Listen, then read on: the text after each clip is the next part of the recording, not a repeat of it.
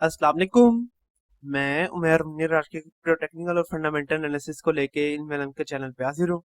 अभी सबसे पहले बात की जाए तो आज है 14 सितंबर 2022 और अगर बिटकॉइन की 4 आवर टाइम फ्रेम की बात की जाए तो करंटली बिटकॉइन यहाँ पे ट्रेड हो रहा है $20,200 के ऊपर जब मैं ये वीडियो बना रहा हूँ।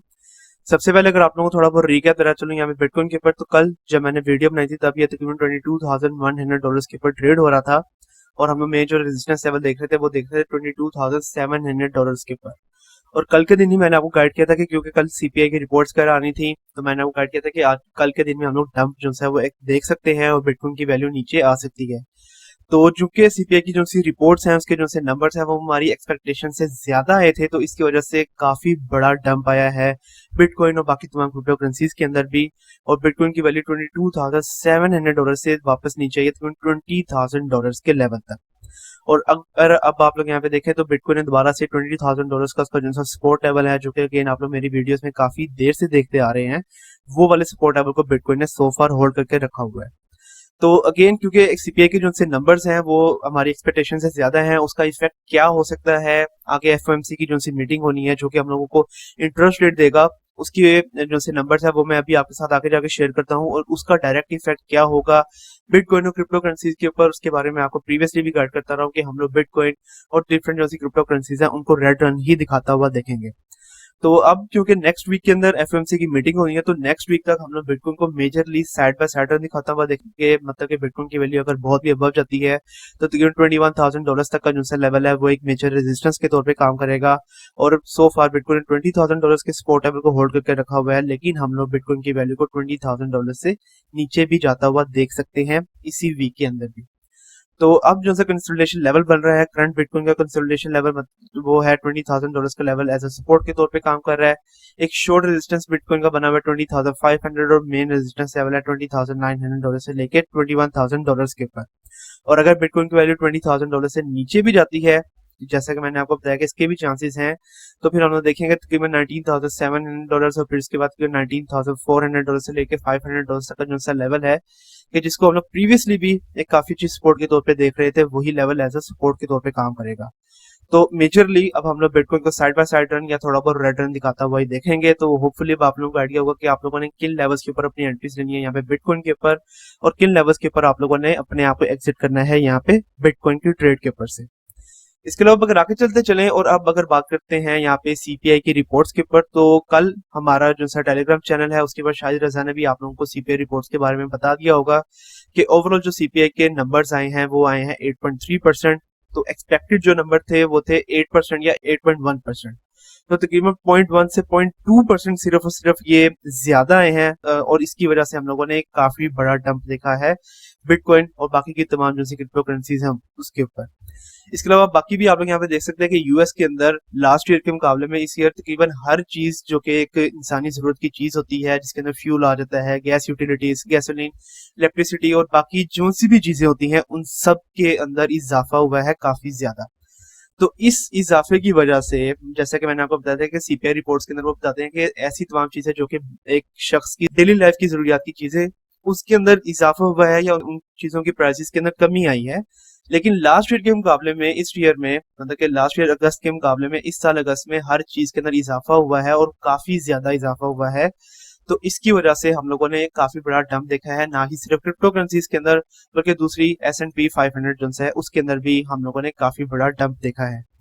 तो क्योंकि अब काफी ज्यादा नंबर बढ़े हैं तो इसकी वजह से इफेक्ट क्या होगा और एफओएमसी की वजह से हम लोग कितने ज्यादा पॉइंट्स की हाइक देख सकते हैं इंटरेस्ट रेट्स के अंदर। तो यहाँ पे डिफरेंट जो से इकोनॉमिस्ट हैं उन्होंने बताया हुआ है कि सीपीआई की जो सी ये रिपोर्ट आई है कल के दिन में ये मच मच वर्स है, मतलब कि इतनी वर्स रिपोर्ट एक्सपेक्टेड नहीं थी। अब क्योंकि ये रिपोर्ट बहुत ज्यादा वर्स आई है इसकी वजह से जो सी अब एफओएमसी की मीटिंग होनी है 21 सितंबर को, उसके अंदर इंटरेस्ट रेट तो बढ़ेंगे, ये तो हम लोगों को ऑलरेडी पता है, इसके बारे में मैं आप लोगों को ऑलरेडी गाइड करता रहा हूँ। तो इंटरेस्ट रेट जो बढ़ेंगे वो एक्सपेक्टेशंस है हमारी 50 बीपीएस से लेके 75 बीपीएस तक। लेकिन अब क्योंकि रिपोर्ट बहुत ज्यादा वर्स आई है तो चांसेस ये भी है कि हम लोग 100 बीपीएस तक का भी हाइक जो सी है वो इंटरेस्ट रेट्स के अंदर देख सकते हैं।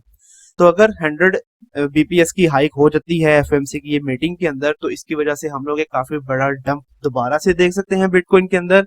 और बिटकॉइन और दूसरी जो सी S&P 500 मतलब के स्टेक होल्डर्स की जो सा ग्राफ है उसको हम लोग काफी एग्रेसिव रिटर्न दिखाता हुआ देख सकते हैं। और बिटकॉइन की वैल्यू हम लोगों को एक दफा दोबारा से $18,000 के लेवल तक भी नजर आ सकती है। तो 21 सितंबर को एफएमसी की मीटिंग होगी। अगेन वो जो सी भी अपडेट होगी वो सबसे पहले हमारे टेलीग्राम चैनल पे आपके साथ शेयर कर दी जाएगी। अगर आप लोगों ने हमारा टेलीग्राम चैनल ज्वाइन नहीं किया, लिंक आप लोगों को इस वीडियो की डिस्क्रिप्शन के अंदर मिल जाएगा, आप लोग लाजमी तौर पर इसको ज्वाइन करें। और नेक्स्ट वीडियो के अंदर मैं भी आप लोगों को वो जो भी रिपोर्ट वगैरह आएंगी होगी वो आपके साथ शेयर कर दूंगा। इसके अलावा अगर आगे चलते चलें और यहाँ पे ग्लास नोड की तरफ से एक बहुत ही जबरदस्त किस्म का एनालिसिस जो है वो किया गया है, जो कि ये बता रहा है कि अभी भी बिटकॉइन की वैल्यू हम लोगों को रिटर्न दिखाएगी। और उसकी रीजन क्या है? उसकी रीजन है कि एक हिस्टोरिक लेट बियर क्रॉसओवर जो होता है बिटवीन लॉन्ग टर्म होल्डर्स और बिटवीन शॉर्ट टर्म होल्डर्स की प्राइसेस के दरमियान में। तो वो ग्राफ अगर मैं आपके साथ यहाँ पे पिक्चर के अंदर शेयर करता चलूं तो यही जो सा ग्राफ यहाँ पे है, इसी को मैंने डाउनलोड किया हुआ है। तो अकॉर्डिंग टू दिस ग्राफ जो से long term holders realize price है, रियलाइज प्राइस वो वाली प्राइस होती है कि एवरेज प्राइस के लॉन्ग टर्म होल्डर्स ने कौन सी एवरेज प्राइस के ऊपर बिटकॉइन को बाय किया है।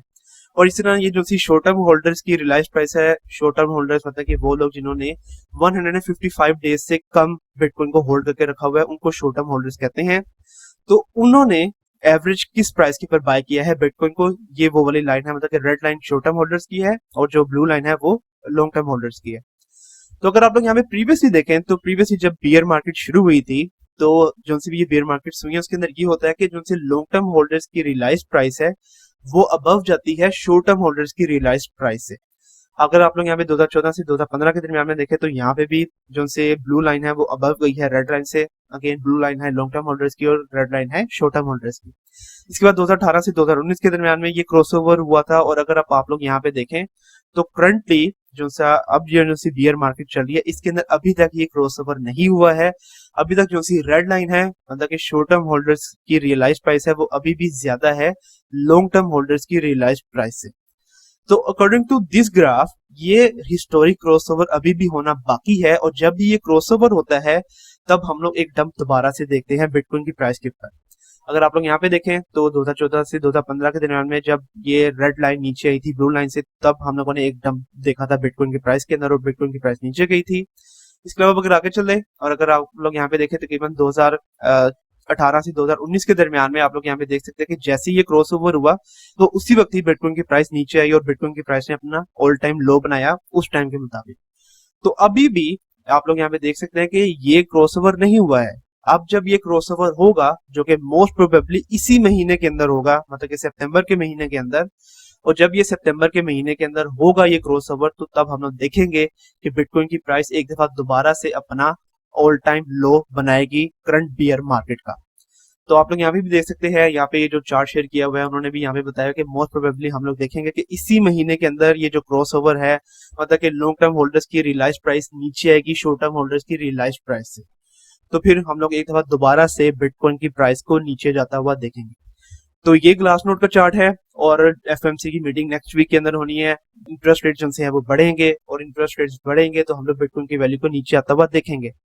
तो आप लोगों को क्या लगता है, आप लोगों के मुताबिक क्या वाकई में हम लोग देखेंगे कि बिटकॉइन अपना नया ऑल टाइम लो बनाएगा? मतलब कि प्रीवियस जो उसने अपना ऑल टाइम लो बनाया है वो बनाया तकरीबन $17,600 के ऊपर, जो कि उसने बनाया जून के महीने के अंदर। तो क्या आपको ये लगता है कि वाकई में बिटकॉइन की प्राइस हम लोग को $17,600 से नीचे जाती हुई नजर आएगी या नहीं आएगी? तो आप लोग अपनी राय जरूर हमें कमेंट सेक्शन के अंदर दीजिएगा। इसके अलावा अगर आगे चलते चलें और अब अगर बात करते हैं यहाँ पे इथेरियम के मर्ज के ऊपर, तो इथेरियम के मर्ज के ऊपर इथेरियम की जो सी चेन्स हैं वो दो चेन्स के ऊपर स्प्लिट हो जाएंगी। इसके ऊपर कल सर मुकद्दस ने भी एक बहुत जबरदस्त वीडियो बनाई है, आप लोग लाजमी इस वीडियो को देखिएगा अगर आप लोग इथेरियम होल्डर्स हैं। इस वीडियो का लिंक भी मैं आपको इस वीडियो की डिस्क्रिप्शन के अंदर दे दूंगा। अगर तो आप लोग इथेरियम के होल्डर्स हैं तो आप लोग वाकई में इस वीडियो के बाद अपना काफी अच्छा प्रॉफिट जो है वो जनरेट कर सकते हैं।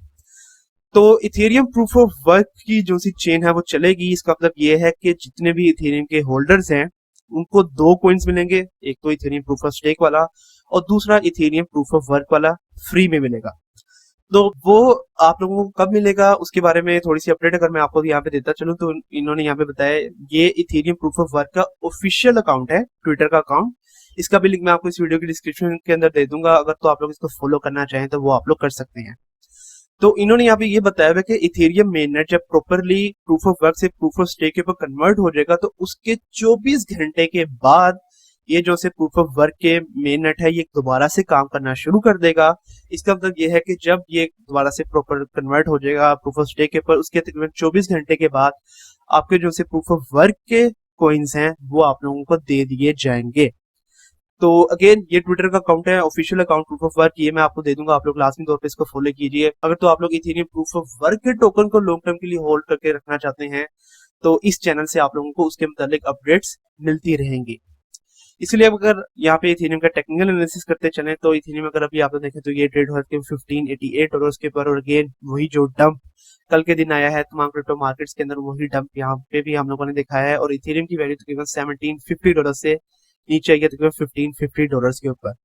तो तकरीबन $1550 के ऊपर हम लोगों ने एंट्री भी ली थी और अभी तक हमारा एक शॉर्ट प्रॉफिट भी जो है वो जनरेट हो गया होगा। लेकिन अगर अब आप लोग देखें तो इस लेवल के ऊपर ये एक बेरिश फ्लैग फॉर्मेशन बना रहा है, और अगेन हम लोग इस बेरिश फ्लैग फॉर्मेशन को नजरअंदाज नहीं कर सकते हैं।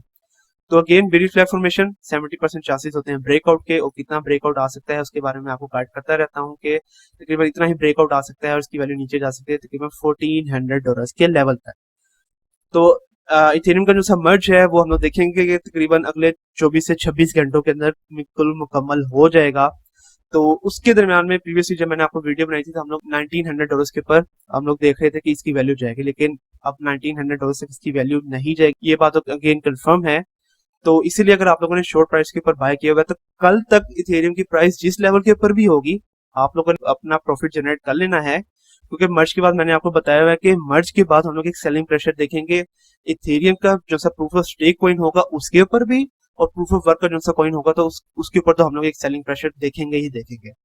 तो प्रूफ ऑफ स्टेक वाले कॉइन के ऊपर भी हम लोग एक काफी बड़ा सेलिंग प्रेशर देख सकते हैं, तकरीबन परसों से ये सेलिंग प्रेशर शुरू हो सकता है। तो इसीलिए अब अगर आप लोगों को शॉर्ट ट्रेड के बारे में सबसे पहले बताता चलूं तो शॉर्ट ट्रेड के लिए आप लोगों का करंट अगेन एंट्री पॉइंट बनेगा $1550 के ऊपर, और आप लोगों का एक्सिट टारगेट हो जाएगा तकरीबन $1620 के ऊपर। और लॉन्ग ट्रेड के लिए आप लोगों के जो से एंट्री पॉइंट्स बन रहे हैं वो बने $1500, उसके बाद $1450, और अगर इसकी वैल्यू नीचे आती है तो फिर तकरीबन $1400 के ऊपर, और आप लोगों के एग्जिट टारगेट हो जाएंगे 1500 और $1550 के ऊपर। और इस तरह से आप लोगों ने लाजमी तौर पे अपने प्रॉफिट्स को जनरेट कर लेना है, क्योंकि अगेन इथेरियम के मर्ज के बाद हम लोग सेलिंग प्रेशर देख रहे हैं। तो होपफुली अब आप लोगों को आइडिया होगा कि आप लोगों ने किस तरह से अपने फंड्स को हैंडल करना है यहाँ पे इथेरियम के ऊपर से। इसके अलावा अगर आगे चलते चले तो यहाँ पे लूना के ऊपर मैं अपडेट देना चाहूंगा। तो लूना के ऊपर अगेन हम लोगों ने अपडेट्स देना छोड़ दी थी। तो प्रीवियसली जब इसकी प्राइस काफी ज्यादा बढ़ गई थी तो सर मुकद्दस ने आप लोगों को इसके ऊपर अपडेट दे दी थी कि क्यों इसकी प्राइसेस काफी ज्यादा पंप कर रही हैं। तो लूना अगर आप लोग देखें तो लूना की प्राइस से चले $2.78 के ऊपर, और बाकी तमाम क्रिप्टो करेंसीज के मुकाबले में इसकी प्राइस काफी ज्यादा नीचे आई है कल के मुकाबले में। अगर आप लोग यहाँ पे देखें तो कल के दिन में ही इसकी प्राइस तकरीबन 44% नीचे आई है। उसकी रीजन सबसे पहले अगर आपके साथ शेयर करता चलूं तो उसकी रीजन आ रही है यहाँ पे कोरिया से डायरेक्टली, कि जहाँ पे कोरियन कोर्ट ने अरेस्ट वारंट जारी किए हैं डूक वॉन जो कि सीईओ थे लूना फाउंडेशन के। तो अगेन ये इन्वेस्टिगेशन जो सी है कोरिया के कोर्ट की तरफ से शुरू की गई थी दोबारा से लूना फाउंडेशन के खिलाफ, जो था हम लोगों ने लूना का डंप देखा था प्रीवियसली।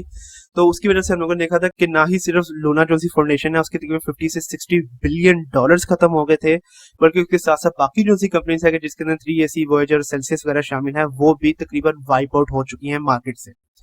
तो इसकी वजह से लूना फाउंडेशन के खिलाफ जो सा कोर्ट है कोरिया का कोर्ट, उन्होंने अपनी इन्वेस्टिगेशन वगैरह शुरू की थी, और अब उन्होंने कहा है कि डूक वॉन को गिरफ्तार कर लिया जाए। तो सिर्फ डूक वॉन को नहीं, बाकी की जो से कंपनी के मेंबर्स हैं कि जिसके अंदर तकरीबन टोटल 5 मेंबर्स हैं, उनके खिलाफ ये जो से वारंट्स हैं वो जारी हुए हैं और उन सबको गिरफ्तार किया जाएगा। तो ये एक न्यूज आई थी कल, ये न्यूज आई है लूना के खिलाफ, और इसकी वजह से तो एक तो कल वैसे ही मार्केट क्रैश हुआ, और दूसरी लूना की तरफ से क्योंकि ये न्यूज आई तो इसकी वजह से हम लोगों ने काफी बड़ा क्रैश देखा है लूना के अंदर। तो प्रीवियसली भी जब मैंने लूना के ऊपर वीडियो बनाई थी जब ये मुकम्मल डंप हो चुका था, तो तब मैंने आप लोगों को गाइड किया था कि अगर अब आप लोग लूना के ऊपर इन्वेस्टमेंट करते हैं तो बहुत ही कम चांसेस है कि आप लोग अपने बहुत अच्छे प्रॉफिट जनरेट करें। तो अगर तो आप लोगों ने एक काफी शॉर्ट प्राइस के ऊपर, मतलब कि जब इसकी प्राइस $1.5 या $1.8 के ऊपर थी, तब अगर बाय किया होगा फिर आप लोगों ने काफी जबरदस्त किस्म का प्रॉफिट जनरेट कर लिया होगा। लेकिन अगेन लूना अभी भी डेड है, और ये ऐसा नहीं है कि ये डेड से बाहर आएगा, अभी भी इसके बहुत ही कम चांसेस हैं। तो इसीलिए अभी भी मैं ये कहूंगा कि ट्रेन पिछली गुजर चुकी है। अगर आप लोगों ने फिर से लूना के ऊपर इन्वेस्टमेंट करनी है, अगर आप लोग रिस्क लेना चाहते हैं, तो $1 या $1.5 के करीब जब इसकी प्राइस होगी तब आप लोग इसको बाय करके लॉन्ग टर्म के लिए छोड़ सकते हैं। तब आप लोग होपफुली एक काफी अच्छा प्रॉफिट जनरेट करेंगे, लेकिन लॉन्ग टर्म के ऊपर। तो अब इसके ऊपर मैं आप लोगों को यहाँ पे again support and resistance levels अगर लगा के दिखाता चलूं, तो करंट इसका जो सा सपोर्ट लेवल बनेगा वो बनेगा $2.28 के ऊपर। और इसका जो सा करंट रेजिस्टेंस लेवल बन रहा है वो अगर आप लोग यहाँ पे देखें तो इसका करंट रेजिस्टेंस लेवल बनेगा तकरीबन इस लेवल के ऊपर, जहाँ पे इसकी वैल्यू बने तकरीबन $2.9 या $3 के ऊपर। और अगर इससे अबव इसकी वैल्यू जाती है तो फिर ये वाला लेवल मतलब कि $3.5, और फिर उसके बाद इसका जो सा रेजिस्टेंस लेवल बनेगा वो बनेगा तकरीबन 3.9 या तकरीबन $4 के ऊपर। और बाकी के ये वाले जो से सारे लेवल्स होंगे, ये वाले सारे लेवल्स एज अ रेजिस्टेंस के तौर पे काम करेंगे यहाँ पे टेरा लूना के लिए। और उसकी दूसरी तरफ अगर सपोर्ट लेवल्स की बात कर ली जाए, तो अगर तो ये अपना जैसे करंट सपोर्ट लेवल है $2.28 उसको तोड़ता है, इसकी वैल्यू नीचे जाती है, तो पहले एक शॉर्ट सपोर्ट बनेगा $2 के ऊपर, क्योंकि $2 का लेवल साइकोलॉजिकल सपोर्ट के तौर पे काम करेगा टेरा लूना के लिए। और फिर इसके बाद $1.7 और $1.7 से अगर इसकी वैल्यू नीचे आती है तो फिर तकरीबन $1.5 के ऊपर। इसके अलावा इसके ऊपर भी 4 आवर टाइम फ्रेम के तमाम एक्सपोनेंशियल मूविंग एवरेज ऑन करके दिखाता चलूं, तो ये दोबारा से तमाम एक्सपोनेंशियल मूविंग एवरेज से नीचे चल रहा है। 200 एक्सपोनेंशियल मूविंग एवरेज की लाइन आ रही है तकरीबन $2.81 के ऊपर। तो अगर तो इसकी जो सी करंट कैंडल है 4 आवर टाइम फ्रेम के ऊपर, वो अगर 200 एक्सपोनेंशियल मूविंग एवरेज मतलब कि $2.818 से नीचे बंद होती है, तो फिर हम लोग इसकी वैल्यू को दोबारा से नीचे जाता हुआ देखेंगे। और मोस्टली ये हम लोगों को तकरीबन $2 से लेके $2.5 के दरमियान में ही ट्रेड होता हुआ नजर आएगा अगले चंद दिनों तक। तो अब इसके लिए आप लोगों को करंट ट्रेड के बारे में बताता चलूं, तो अगेन इसके ऊपर अभी भी ट्रेड काफी ज्यादा रिस्की है। तो अगर तो आप लोग एंट्री पॉइंट लेना चाहते हैं तो आप लोगों का करंट एंट्री पॉइंट बनेगा तकरीबन $2.3 के ऊपर, और उसके बाद आप लोगों का जो एक्सिट टारगेट हो जाएगा वो हो जाएगा तकरीबन $2.77 के ऊपर। और उसके अलावा level by level entry points आप लोगों के बनेंगे $2, उसके बाद तकरीबन $1.7 अगर इसकी वैल्यू नीचे आती है तो फिर तकरीबन $1.5 के ऊपर। और लॉन्ग टाइम फ्रेम के ऊपर आप लोगों के जो से एक्सिट टारगेट्स हो जाएंगे वो हो जाएंगे $2, $2.6, और अगर आप लोग इसको होल्ड करके रखते हैं तो फिर तकरीबन $3 के ऊपर। और अगेन जैसे ये पंप आप लोगों ने देखा है एकदम लूना के ऊपर कि जहाँ पे इसकी प्राइस अब गई थी $7.6 तक, अगर तो अब वैसा पंप अगर आप लोग एक्सपेक्ट करते हैं, अगर आप लोग लॉन्ग टाइम फ्रेम के लिए इसको होल्ड करके रखना चाहते हैं तो वो आप लोगों की अपनी मर्जी होगी। तो वो आज के लिए यही मेजर न्यूज़ थी, यही मेजरली आप लोगों को बताना था कि अभी भी हम लोग बिटकॉइन की प्राइस को नीचे जाता हुआ देख सकते हैं, क्योंकि ये हिस्टोरिकल जो क्रॉसओवर होना है ये क्रॉसओवर अभी नहीं हुआ है। तो अगेन ये क्रॉसओवर जब होगा तब भी आपके साथ शेयर कर दिया जाएगा। और इसके अलावा एफओएमसी की तरफ से हम लोग रेट्स को बढ़ता हुआ देखेंगे, इंटरेस्ट रेट्स को, तो उसकी वजह से हम लोग बिटकॉइन को बाकी जो सी मार्केट्स है उनको रेड रन दिखाता हुआ देख सकते हैं। तो होपफुली अब आप लोगों को आइडिया होगा कि आप लोगों ने किस तरह से अपने फंड्स को हैंडल करना है यहाँ पे क्रिप्टो करेंसीज के ऊपर से। कल तक के लिए आप मुझे इजाजत दीजिए। अल्लाह हाफिज।